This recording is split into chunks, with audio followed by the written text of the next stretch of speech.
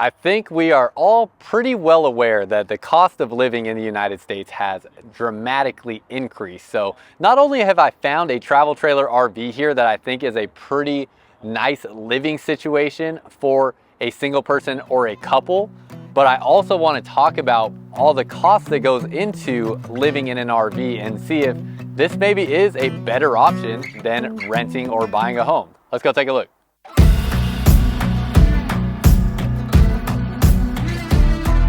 Welcome back to another video, y'all. If you're new here, my name is Myles with Firmly Unbound, and we are here today in San Diego, California, taking a look at this 2024 Forest River Aurora 31 KDS.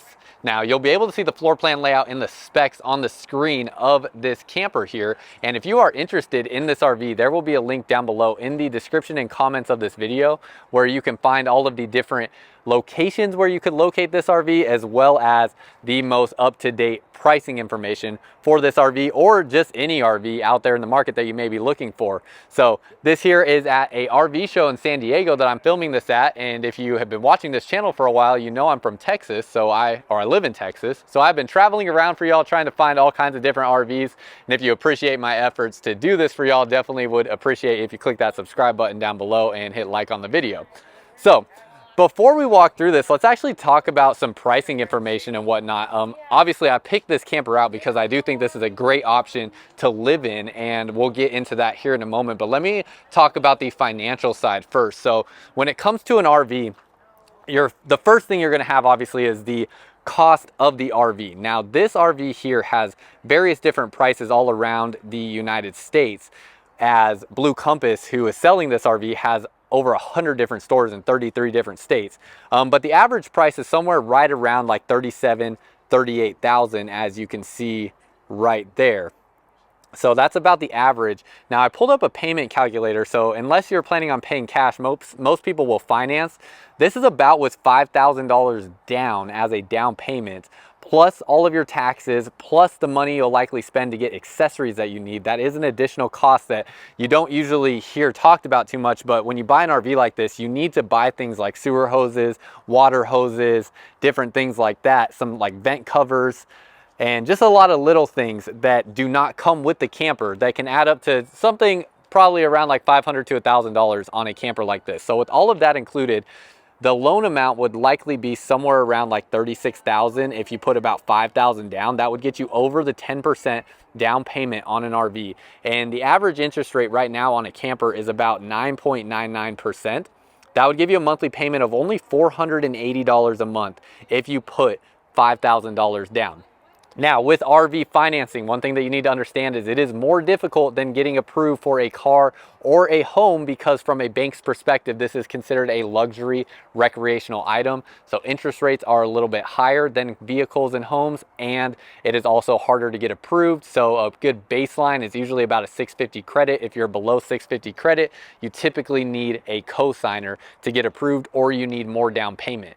It's almost impossible to get approved with less than 10% down as well. So 10% on something like this is going to be at least about $4,000 that you typically need, and a down payment like that usually is just barely covering the taxes on your purchase. So those are all things to keep in mind. Sometimes you might need up to 20% to get approved, which on a camper like this can be somewhere closer to about $7,500 or so. So that is thing number one. Thing number two is the vehicle you'll need to tow something like this. This is going to require, this size camper, a 3/4 ton truck. Now, a 3/4 ton truck is going to be something like a F-250, a 2500, and that is just for this size camper. There are many other campers like the ones that you can see here that are going to be half-ton towable. They are just going to have less space on the inside. Half-ton towable meaning that they can be towed by like a 150 or a 1500. But this here is going to require something like a 3/4 ton. So obviously you can buy a used truck. You may already have a truck, or if you are just planning to live in this stationary at an RV park or on a piece of property, then you can actually pay a one-time fee to have somebody deliver this for you, and it's usually an average cost of about $3 per mile that a company will charge to deliver an RV like this. So that is always an option where you can pay to have this RV delivered to you if you do not plan on moving it yourself. So that is an option. Last couple things you have to consider is if you are staying at an RV park or something along those lines, your payments for the RV park, those can vary drastically depending on the RV park and where you're planning to stay. I've seen stuff as high as like $1,400 a month in Dallas and really nice areas that are right off of a lake. Then I've also seen things that are like maybe $200-300 a month. So it really varies on that. Last thing, if you have this set up on a plot of property, you're going to need electrical. So you're going to need like a 30 or 50 amp electrical supply, and you're going to need a septic tank. So that's going to be a spot where you can dump your black and gray tanks for this camper. So I don't know costs associated with those things, unfortunately, but those are all things to consider. So all in all, those are all of your expenses that would go into living in something like this, which I think is still far less than what you would pay to rent the average apartment in most cities nowadays. As I think in Dallas, I mean, rent's getting close to probably like $2,000 a month, maybe $1,750 for like a 1-bedroom apartment. And so this, I think, can really keep your living expenses down, give you something that you own. You do have maintenance that is going to go into your RV as well. It's really hard to predict maintenance costs because so much of that is dependent on how you use the RV and whether you're towing it yourself to take it back for repairs and things like that, if the repairs happen under the warranty period, things of that nature. But those are things to consider as well. But those are, all in all, the total expenses that are going to go into the RV. So you're looking at about a $400 to $500 a month payment on something like this. And then you have your camp, costs, which basically, let's say you're $400 a month on that. So you're at $800, $900 a month. And then maybe you're paying another couple $100 for other utilities and things like that. A living expense that I think you reasonably could keep around $1,200 or less. So that is the breakdown on that. Let me know your thoughts on this and if you think this is a more viable solution for housing in today's economy. As we step inside, you can see the exact specs on this here. It's 36 feet 3 inches long, and then the dry weight on this, so fully unloaded, is 8,214 pounds. As we walk inside here, and the cargo carrying capacity is 1,769 pounds. So that's how much weight you can put inside this RV. Really nice layout in here though, as you can see. It is very, very spacious in here. Now this is one reason why I picked this trailer to show you, but another reason is in the bedroom. I'll show you when we get to that bedroom what is so unique about that space. But as you walk around here, look at all the windows you have going around. And I'm going to talk about this camper in a little bit different way than I normally would if you watch a lot of my other videos, because I'm going to really talk about this from the standpoint of living in it, since that's kind of the topic of this video while we go through the tour of this camper. So great camper for camping alone, obviously, but we're going to really talk more specifically to living in it and questions that I would typically get when it comes to living in an RV. So right away when you step inside here, great space. One of the first questions I would normally get is what are like living conditions like in a camper like this, as far as temperature control and things like that. Your most vulnerable spot for air getting in or out, or heat or cold getting in and out, is going to be your windows. A lot of people I've seen that live in RVs will actually put, like in the hot months especially, they'll put like foil, like thermofoil over the windows here to really block out the sun. You can see your windows will have a black pleated shade here, but that's not really going to keep any of the climate control mitigated through the window. So if you really want to go a step above, you can put that thermofoil on the windows. Obviously it's not a great aesthetic look, but if it's something you're trying to live in warmer temperatures like Texas in the summer, it may be something that you need to do. Now a camper like this is also going to have 2 ACs on it. So you do have an AC here in the living room area, and you have an AC in the bedroom. It is ducted, so you can see the ducting through here. So you are going to have air flowing through here pretty good. But it does take a long time for the ACs to cool down an RV like this. And in hotter climates, those ACs may have to run through most of the day to keep an RV at a 70 to 75 degree temperature range on a 100-degree day. So all those things to be considered. And that's not much different than a home. I live in a house in Dallas, Texas, and I can tell you my upstairs bedrooms do not get below 75 degrees midday during a Texas summer. It is impossible. The AC can run all day long, and I cannot for the life of me get those rooms under 75 degrees during the day. And a lot of times they're 80 degrees plus, and that's in a full house, So an RV is not going to be much different in the heat, and a home is not always going to be much different in the heat. Aside from that, insulation on the walls, these walls on all RVs pretty much, unless you get to really high-end expensive stuff, they're all about 2 inches thick, and they use a block foam insulation in the walls. So again, it's going to be something where, you know, it's going to depend on where you're living at, how comfortable the conditions will be, but it certainly can be done, where I've seen it done in all different climates in all different states by various different types of people. You have heating in here as well, so you can see all your heat registers in the floor. So your heating will run through here. You do have a propane powered furnace. So your furnace will run off the propane. You have two 20-pound propane bottles up front on the camper. You will have to keep cycling those out as you use the propane. It's impossible to say how quickly you may do that because it depends on how often you run things. And I just don't know. There's too many factors involved for me to really predict how long that propane will last. Coming back to the kitchen, you get a great kitchen space in this camper. So really nice wraparound kitchen countertop space. This is considered more of an entry-level travel trailer here. It's just a very big entry-level travel trailer. So you don't have solid surface countertops. These are like a wood countertop that is wrapped with this decorative material here to give it that look. You have a plastic sink here. Nice single basin plastic sink with this prep rack or drying rack there that goes over the sink. Retractable faucet. You have your windows here. I love all the big windows here. When it's not blazing hot outside, definitely going to give you great views of your environment wherever you decide to put this. So I do like all the windows that you get in regards to that. Storage space up here. See some cabinet space. You have an RV size microwave, so this is not a residential size. You can see it's a little bit smaller, but it can still fit circular plates in there. And that is a GE microwave. You have a 3-burner stove here. This is a gas stove, so this will also run off the propane. And then you do have a vent fan up here, so that will vent out smells while you're cooking. You have an oven down underneath here. It's a pretty small oven. The biggest things you might have difficulties cooking in here is if you wanted to put like a big pot or something like that, or if you wanted to do a larger pizza, like a big, large size pizza, likely will not fit in here. So those are things to consider on something like this. Pull this out, you can see you have a dividing spot there for some utensils. And then underneath here, you have a more standard size looking drawer there with some tools that it will come with. And then this one is a little bit bigger drawer.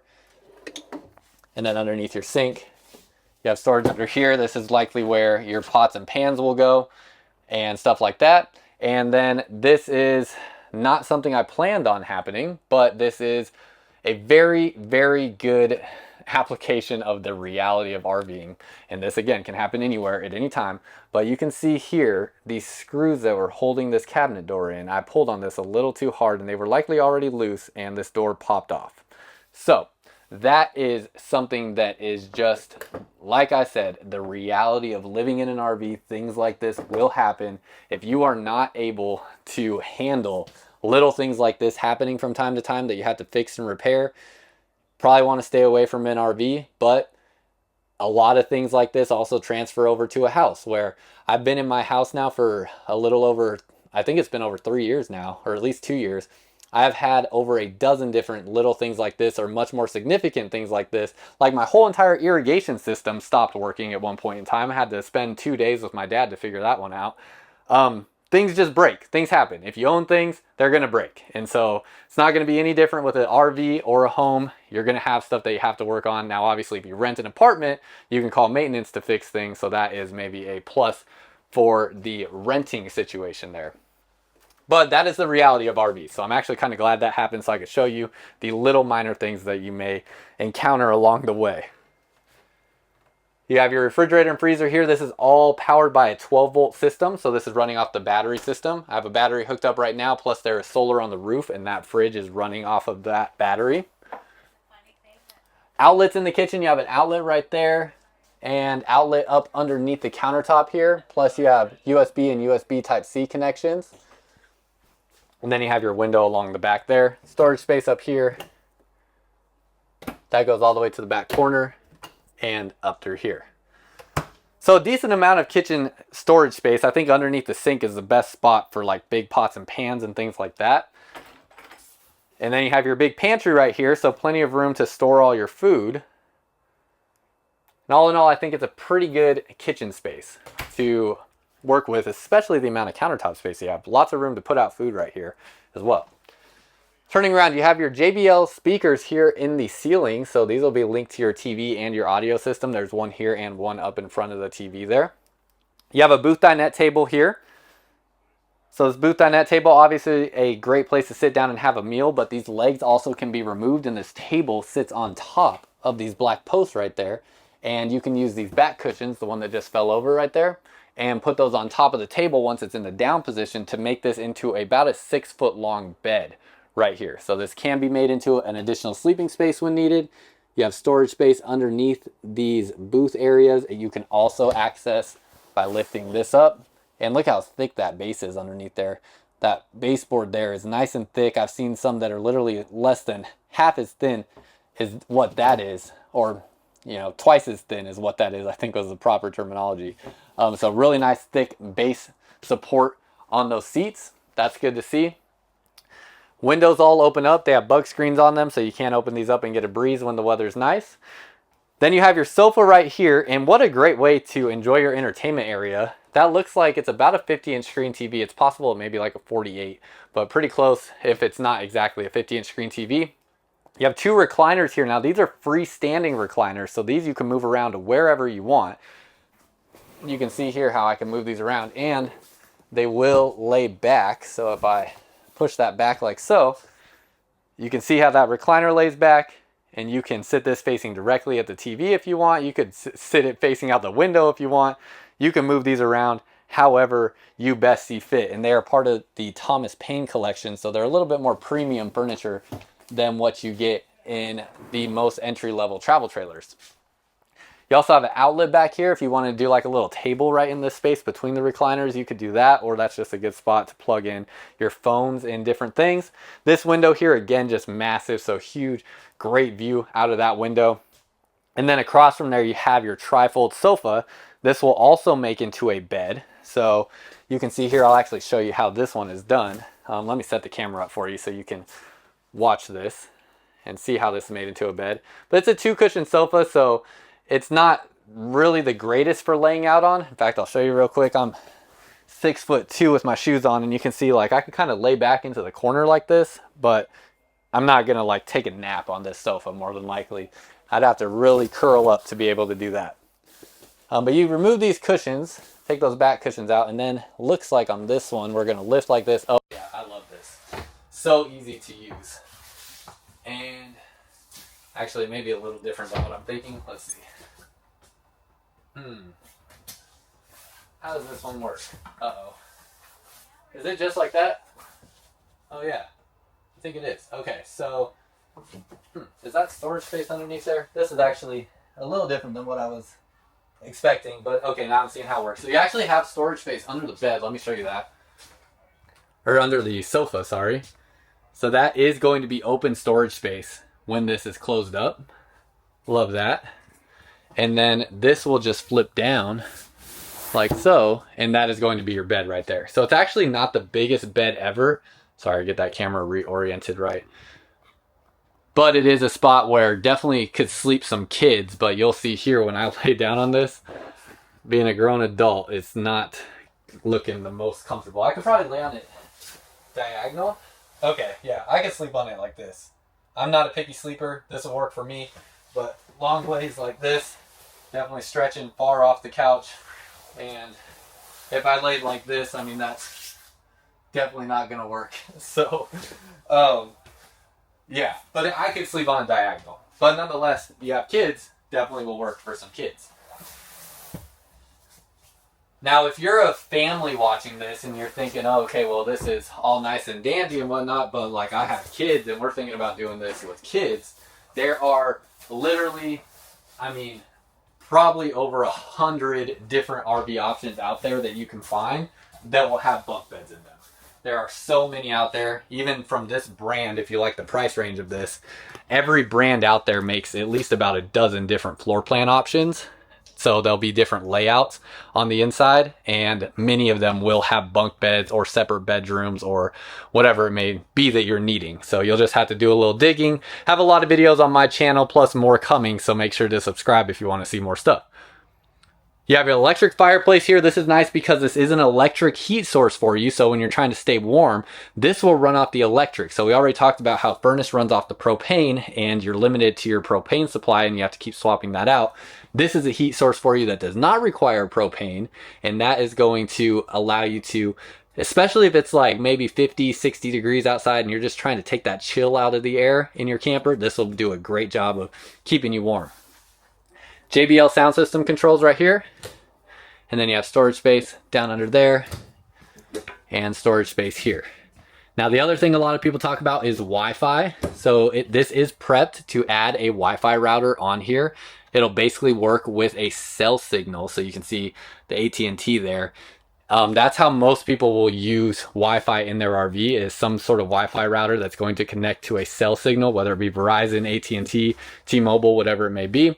Or you can also use Starlink. Starlink's a little bit more expensive of an option, but that's another thing you can do. The Wi-Fi router is, again, something it's not going to come with, so that will be another additional cost, and it's usually about $500, maybe $700, I think, for the whole setup you'll need to run Wi-Fi in your RV. I could be a little bit off on those numbers, but that's just an estimate. Right here when you walk in, also I should mention too, things like that can be worked into your financing, so you don't have to pay cash for that stuff. It can be worked into the total overall financing cost, so it just increases your monthly payment by, you know, like $3, $4, $5 a month or whatever it may be. Should also mention, on RVs you get really good monthly payments because the terms can be extended out so long. So like that calculation I showed you at $480 a month, that was on a 10-year term. And so dang, I should have mentioned this earlier, but that's something where most people, when they finance an RV, they are going to finance at a longer term. Sometimes they'll even go up to 12 years, where you can get that payment maybe down like to around $450 a month. And then people get worried because you're paying so much over time, where you're going to pay way more than what the trailer is worth in interest because it's such a long term. But you also have to think, are you really going to live in this camper for 10 years or 12 years? What most people do is, well before the loan term has ended, they end up either selling the RV or trading it in for something else or something along those lines. So you're really just paying that monthly payment for the time that you use it, and then you get out of it at the end, hopefully able to have it long enough to a point where you can break it even to trade it in, or you can break even to sell it, or something along those lines. Controls right here for your slide outs, your awning. So you do have two slides in here. This is a slide out right there, this whole box. So when it's traveling down the road, this whole thing will slide in. And then obviously it opens up when you are at your living space. Going back into the bathroom, it does have a plastic toilet here, which is not preferred, but it's in a position where it's still comfortable. But a little bit higher end campers will have a porcelain toilet, which will be a little bit more sturdy. You have a plastic sink here. See the nice space there for my hands. It will fit both my hands. Storage above here where the medicine cabinet is. And love all the storage back through here. Plenty of room to store all of your bathroom goods. This is your standard size RV bathroom here. So this is what most RVs in this size range, the bathroom will look like. There are some exceptions, like there's some bathrooms that will put it on the rear side of the camper that might be a little bit bigger, but this is what is usually regarded as like your standard size RV bathroom. Nice wide base on the shower there, so good room inside the shower. Height in here is about 6'2" or so, maybe 6'3" to the ceiling, and then actually it might be about 6'4" to the ceiling, and then you can be about 6'6" up into that skylight area. It does come with pretty standard plastic fixtures right here in your shower, and then this is a plastic 2-piece shower with a glass curtain. You also have a vent fan up in here, so you can vent out smells out of this space. It's not the biggest vent fan ever, but you do have something. And you have a hook right there. So I come back this way, we go back into the bedroom. In your bedroom, this has a RV queen size bed. So this thing is only about 72 inches long, but with this bed here, there is enough room. You can fit whatever size bed you want here. If you want to do a residential queen, it will fit in here. If you want to do a residential king, it will fit in here. You have the bedside stands there. Now with the queen size mattress, where it's not so wide, you do have more space to walk around the bed here, more space to walk around the bed there. And then the most important thing is this has the ability to have a stackable washer and dryer in it. Now, this is one of the hardest things to find in a travel trailer like this, is the capability to put a stackable washer and dryer in here. The RV industry still is not really tailoring most of the RVs for people looking to live in something. They are definitely designed for people that they are anticipating to camp for like a week or maybe a weekend at a time. Very few brands are building features in here to accommodate full-time RVing, but this is one of them where you do have the capability in this space to do a stackable washer and dryer or a combo washer and dryer unit. You also can install a good sized TV on the wall here. You can see all that space that you have. Could probably fit about a 42-inch screen TV there or so if you wanted to mount that on the wall. Storage space here, so you'll have 4 drawers that pull out, and then you're going to have this cabinet space that opens up there for additional storage. Your closet is really big in this one as well, so you can see all this closet space. You have a nice platform there, some shelves, spots where you can hang clothes. So all in all, pretty good amount of bedroom storage. Outlet down underneath here for stuff to plug in on the side of the bed. There also are USB ports up here with a USB Type-C connection. And then underneath here, it has storage under the bed. It is not strut assisted, so you have to support the weight yourself. But you do have storage underneath here. You can see it's all wood framed out underneath there. And then the base of your bed is nice and thick, and it does have the corners cut so you don't hit your shins walking around the bed. Like I said, you can put a much bigger bed in here if you want, but with the bed that it comes with, it does give you a lot of room to walk around the bed. It's just not very long. It's only about 72, 73 inches long or so. When I laid on it, my feet came right up to the end of the bed, being 6'1" with my shoes off. Ceiling height in here is great as well. It's probably at least a 6'8" ceiling height. It'll drop down right here to probably about 6'6" or so, maybe 6'5.5". But that's about what your ceiling heights are. And right here you have your AC unit. So this is going to be a drop down AC unit in here. Plus you have your other AC unit that is ducted into this space. But this one here is just for the bedroom. So you open these up and it sends air out through whatever sides you want, and this is going to help just dump cold air into this space. ACs will be a little bit noisy, so if you have a problem sleeping with a white noise, may not be the right solution for you, because this will be much more noisy than a residential style air conditioning unit. But there are other options and a little bit more expensive campers that offer quieter air conditioners that are also options if that is something that you insist on having. This is a slide out here, so going down the road, this slide out will also come in, and it has 2 slide outs in total on it. As we walk back out this way, the substructure underneath here for your flooring is a 5/8 inch thick tongue and groove plywood style flooring, and I think that is just about everything. So let me know what you think so far, and then we're going to take a look at some of the stuff on the outside, but definitely curious your thoughts of what you're thinking so far. Along with the layout of the camper and whatnot, and then your thoughts and ideas on living in something like this full time. Up here you have storage compartments on the outside, so metal latches to open those, magnet catch to hold those open. This is access into where the washer dryer would install, so if you do have that washer dryer installed, this really is not going to have any purpose, but if you don't, then it's just access to that storage. 2 20-pound propane bottles up front, a power tongue jack up front, so this levels the camper north and south. So think like leveling this way. And then to level it east to west, level it this way, you have to put blocks under the wheels. That's another little accessory that you'll likely need. Then you have manual stabilizers. So these do not level the camper, these just keep it stable. So this here, you can connect a drill that would connect to this spot right here. This will shoot these down very quickly and make that job a whole heck of a lot easier, but those keep the camper stable. You do have a fully enclosed underbelly, so all your water tanks and water lines sit above that enclosed underbelly, above the insulation, and when you run your furnace, it helps send heat into that area so that your water tanks and water lines don't freeze.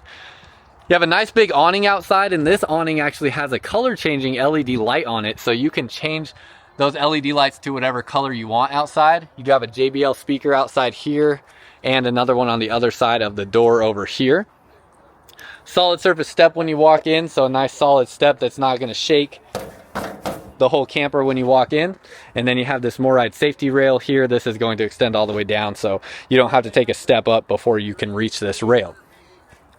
When you're going down the road, that does just go flat up against the sidewall.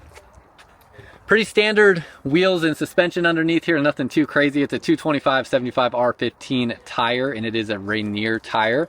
Looks like they're using a BAL Norco frame, so this is all American-made steel, and they use a lot of huck bolt fasteners instead of welds on a lot of connection points on this frame. Plus, this is a very lightweight frame, so really good overall frame, and I like that they use those huck bolt fasteners around that frame. Spot here where you can attach your furry friends with a leash there. Then you have your outdoor kitchen space, so you do get a little outdoor refrigerator. See what that looks like there. You do have a tiny little freezer portion up in here. And then you have a pull-out griddle cooktop. It's not a huge griddle cooktop, but you do get a pull-out griddle cooktop nonetheless. With this space here, you can see in relation to my hand how big that space is. You could probably do about 8 pieces of bacon, maybe 10 pieces of bacon across there. But I always recommend too, you can get really inexpensive cooking griddles and stuff like that that you can connect to a little propane bottle that you can just set outside your camper. My family, we have an RV with an outdoor kitchen on it, and we do not even use our outdoor kitchen. We bring our own griddle and grill outdoor cooking surface. It's like a Coleman grill essentially. Really small, compact, easy to travel with, and much bigger than something like that there. Along the back bumper, you can actually store your sewer hose in here. So the hose you use to drain out your black and gray tanks, you can store that back there if you would like. You have prep to add a backup camera, so you can add a backup camera if you would like. And this camper is prepped to add a retractable ladder here. So that retractable ladder, you would have to buy that separate, but it would snap in right there, and then that is how you could get up onto the roof. The retractable ladder is nice because you can use it for more things than just your RV, as it's not going to stay attached to your RV permanently. 50 amp plug connection along the back, that's where that will plug in. And then the slide out mechanisms on here are utilizing a rack and pinion style slide on these slide outs. We'll walk this way and take a look at the last couple things. This is an aluminum sided RV. So this aluminum corrugated siding here is aluminum, and they use a wood structure on the inside for the frame. So a wooden frame. Black tank flush valve, that is where you can send pressurized water to your black tank to flush it out. Black tank is going to be everything your toilet runs through. This is a city water connection right here. So that is if you are at a RV park with water hookups, you can connect it to there to have constant water running through your system. This is a flagpole mount, so you can mount a flagpole. And then you have your black and gray tank dump valves here. This is going to be black and gray tank dump valves for the bathroom. This is going to be a gray tank for the washer and dryer. And you also have another gray tank behind the axles for the sink in the kitchen. Back along this way, you have all that storage space through there underneath the bed that we already saw. And finally, last spot, storage space out here. This is underneath your closet for access for storage underneath there. And that is just about everything, y'all. So let me know what you think down below in the comments. If I missed anything, especially like any expenses that you think are really important to mention, let me know down below in the comments, or add those in the comments for the other viewers watching. And very curious your thoughts on what you think about this camper and what you think about the idea of living in an RV as an alternative to the current housing situation and living situation in the US. So let me know down below in the comments your thoughts, and that's all I got for y'all. Until next time, live firmly unbound.